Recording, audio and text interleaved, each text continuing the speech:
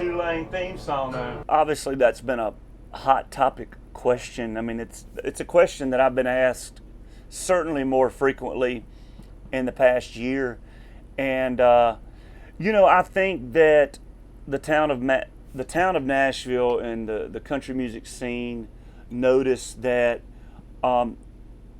became more aware of lack of female artists, and it became something that has become something very much talked about. And I think that you don't realize sometimes there are discrepancies until you look at the physical numbers of the discrepancy. And I think when people started really realizing that female artists didn't have a healthy presence in country music, it was something we started really talking about. So as at the end of the day, music will have to be great music for all of the fans to jump behind. But I do think it's a very refreshing time in Nashville when you have somebody like me that's been very, very blessed to grow my career and play in big arenas. And you know what, if when I'm booking my tour, if I look at it, well, what are the women doing out there? What are the guys doing out there? Let's make sure everybody has a fair opportunity to get in the SANDBOX and play in the SANDBOX.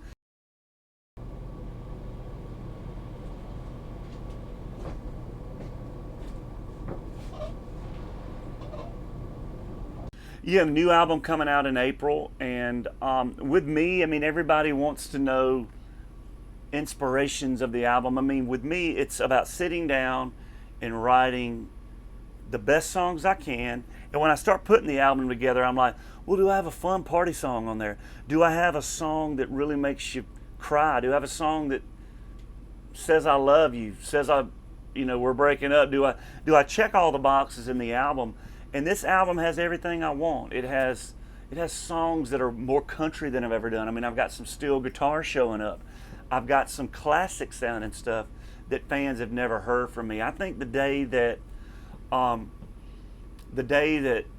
all my albums are cookie cutter and sound the same, then I'm mailing it in.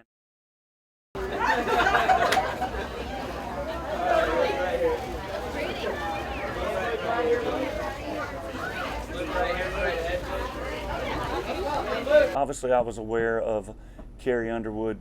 What an amazing run she had at hosting, and what an amazing run her and Brad had. So I don't know where the CMAs are leaning as a host, but we'll just, if I were to ever be asked, I'd certainly entertain every second of it and see if it felt right. The box behind you. So you're kind of more on line level. There you go. That's good. Like my leg. And then maybe lean in a little bit more. So you got that's it. That's a good one. Hold that there for a second. Great. Like I said, no different than writing a song. If you write a hit song, you're going to have to perform that song the rest of your life. You don't want to be on stage performing a song that you don't really like. You have to sell it every night.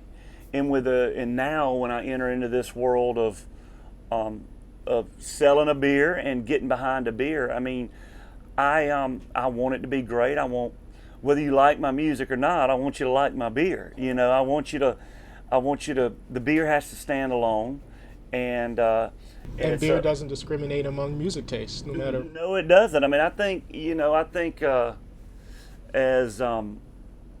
it's fun to, I've heard some people, oh my gosh, the beer market's really full of other beers. I mean, but I'm like, well, I think the right beer done right with the right ideas and feelings behind it can really set itself apart too. I mean, I feel like a lot of reasons why we drink beer may have been lost out there, and I want the reasons to be, sharing one with your friends and your family, and using it as, sitting on a beach, having a 2-lane while you're on vacation, watching the waves come in is my envisions of what drinking a beer is all about. Oh my God, here we go. All right, here we go. very polite. Like that, right? No screaming? No scream, I don't know. Got rid of all the snow photographers. Tell me about it. What? That's just screams.